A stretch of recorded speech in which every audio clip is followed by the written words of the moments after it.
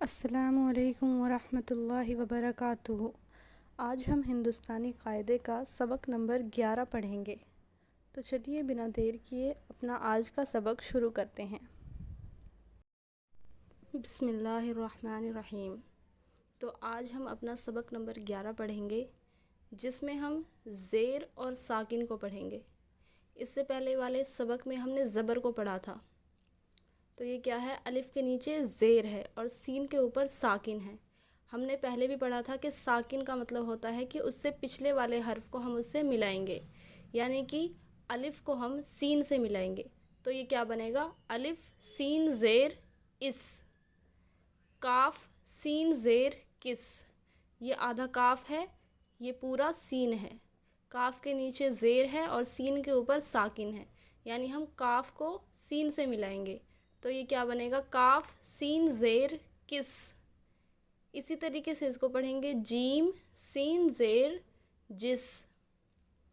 اور یہ کیا ہے؟ 3 نقطے جس کے نیچے ہوتے ہیں وہ پے ہوتا ہے۔ تو یہ آدھا پے ہے اور یہ پورا سین ہے۔ تو یہ پے سین زیر پس۔ الف نون زیر ان، دال نون زیر دن، جیم نون زیر جن،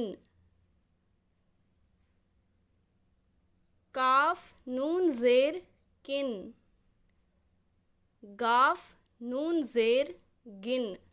یہ کاف ہے اور یہ گاف ہے، اس کے اوپر یہ لائن آ جاتی ہے تو یہ گاف بن جاتا ہے، ورنہ دونوں سیم ہی ہوتے ہیں۔ تو یہ کاف نون زیر کن ہوگا اور یہ گاف نون زیر گن۔ اسی طریقے سے اس کو پڑھیں گے دال لام زیر دل،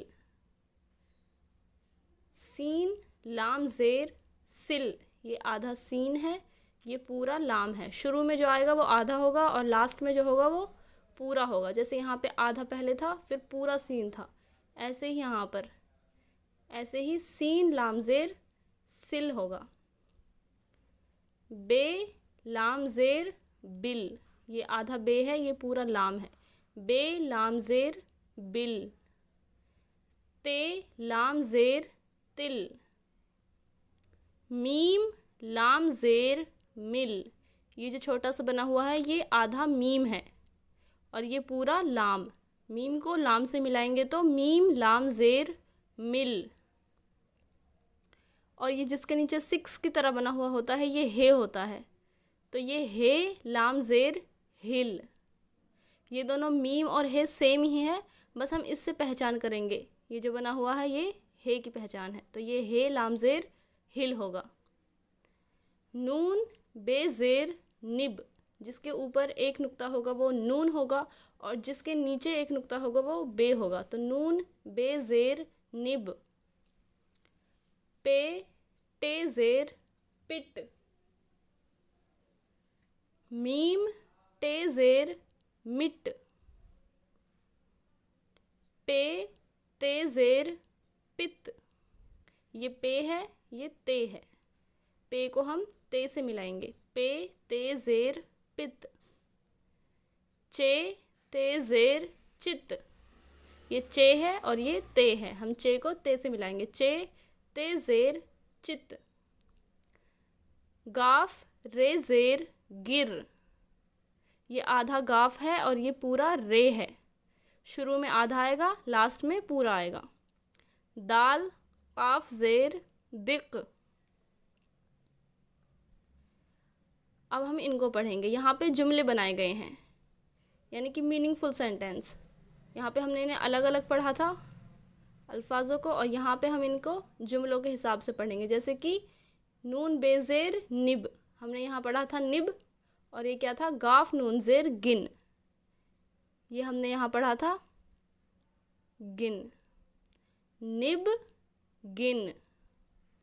ایسے ہی دال رے زبر در، یہاں پر زبر آ گیا ہے، یہاں پہ زیر نہیں ہے۔ اگر زیر ہوتا تو دال رے زیر در ہوتا، لیکن یہاں زبر ہے تو دال رے زبر در۔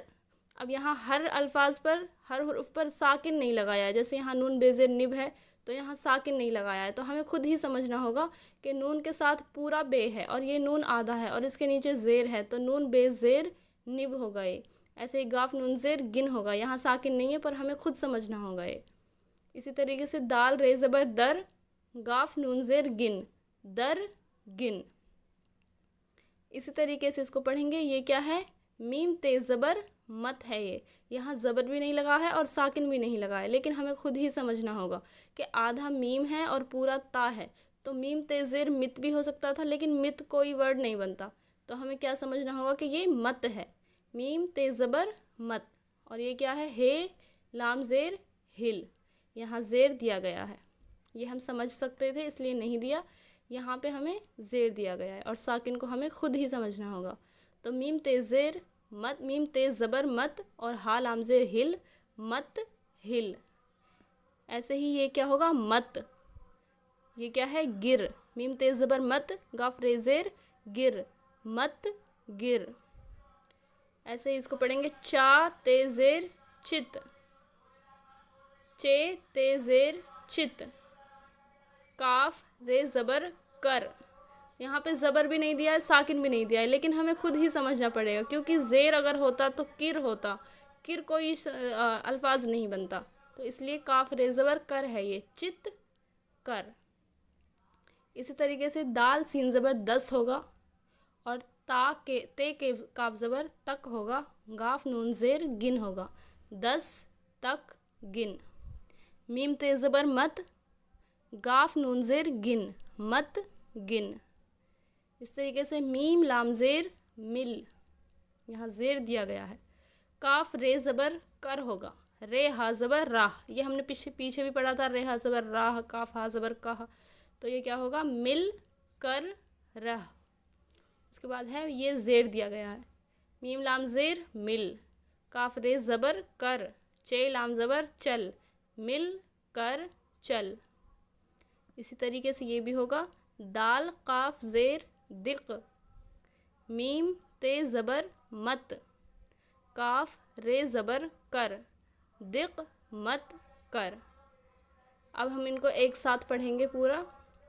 یہ کیا ہے؟ اس، کس، جس، پس، ان، دن، جن، کن، گن، دل، سل، بل، تل، مل، ہل، نب، پٹ، مٹ، پت، چت، گر، دق۔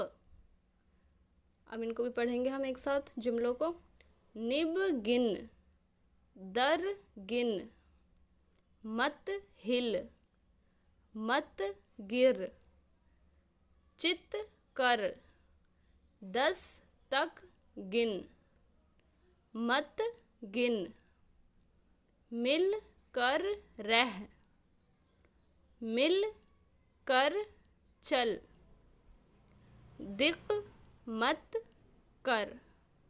ٹھیک ہے، آج کے لیے اتنا ہی، امید ہے آپ کو سمجھ میں آ گیا ہوگا۔ اگر ویڈیو پسند آئے تو لائک کریں اور چینل کو سبسکرائب بھی کر دیں تاکہ آنے والے ویڈیوز کی نوٹیفیکیشن آپ تک پہنچ جائے۔ تب تک کے لیے اللہ حافظ۔